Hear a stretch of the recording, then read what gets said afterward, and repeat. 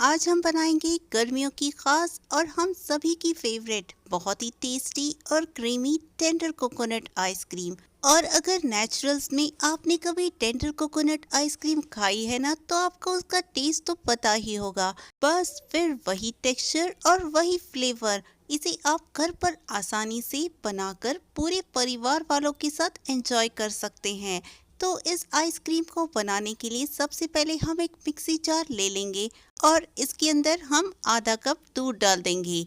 इसके बाद हमने यहाँ पर 15 बादाम ले लिए हैं, इसको हम सोक करेंगे और इसका छिलका निकाल कर हम इस मिक्सी जार में ट्रांसफ़र कर देंगे।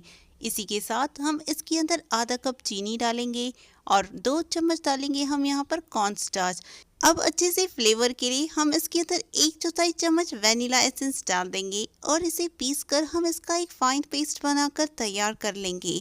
इसे हम साइड में रख देंगे। इसके बाद हम एक पैन को गैस पर चढ़ा देंगे और इसके अंदर हम 1 कप भर के दूध डालेंगे।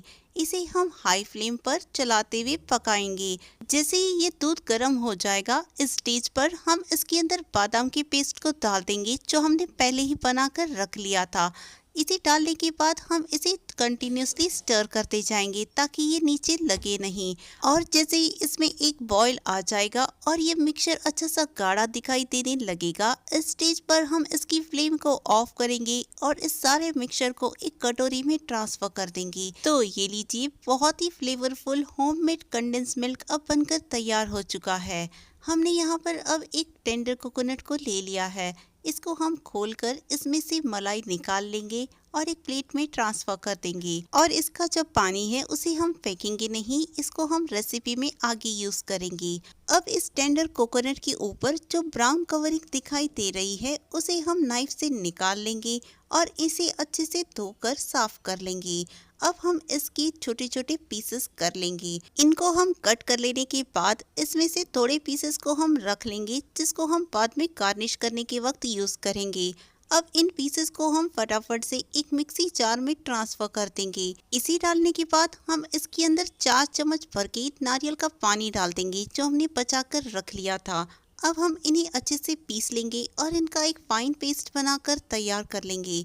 इसे हम साइड में रख देंगे। अब हमने यहाँ पर 1 कप भर के नॉन डेयरी व्हिपिंग क्रीम ले ली है। इसके अंदर कोई क्रिस्टल्स नहीं है। इसको हम एक मिक्सिंग बोल में ट्रांसफर कर देंगे।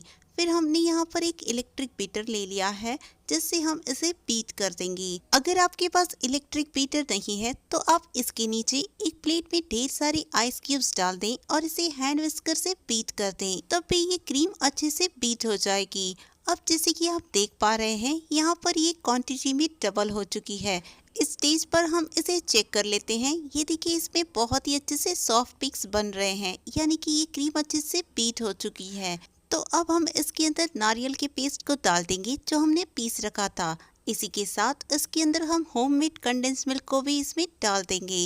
इसे अच्छे से मिक्स करने के लिए हम थोड़ी देर के लिए फिर से मशीन को चला लेंगे। ज़्यादा देर इसे बीट नहीं करना है, बस जैसे ही ये मिक्स हो जाएंगे हम ये मशीन बंद कर देंगे और फिर इसकी साइड्स को हम स्पैचुला से स्क्रैप कर देंगे। इसके बाद हमने यहाँ पर एक प्लास्टिक कंटेनर ले लिया है जिसके अंदर हम ये सारे आइसक्रीम के मिक्सचर को पोर कर देंगे। ये देखते ही आपको पता चल रहा होगा कि कितना क्रीमी ये बनकर तैयार हुआ है। अब हम इसे 1 से 2 बार टैप करेंगे और जो नारियल के पीसेस हमने बचा कर रख लिए थे उसे भी हम इसमें डाल देंगे। इससे बहुत ही अच्छा सा क्रंची फ्लेवर आ जाता है। अब इसमें कोई भी आइस क्रिस्टल्स ना जमे, इसीलिए हम कोई भी एक प्लास्टिक शीट या तो फिर एक बटर पेपर से इसके ऊपर कवर कर देंगे और फाइनली इसे लिड लगाकर हम सील कर देंगे। इस आइसक्रीम को जमाने के लिए हम कम से कम 6 से 8 घंटे फ्रीजर में फ्रीज करने छोड़ देंगे। मैंने इसे ओवरनाइट फ्रीज करने के लिए छोड़ दिया था। इसे अब मैं निकाल कर दिखाती हूँ। तो सबसे पहले हम इसके लिड को निकाल लेंगे और इसके ऊपर की शीट को भी हम साइड में रख लेंगे। यहाँ पर हमने एक चम्मच ले लिया है जिसको हम गर्म पानी में डिप करेंगे और पोंछने के बाद इसमें से हम आइसक्रीम को स्कूप आउट करेंगे।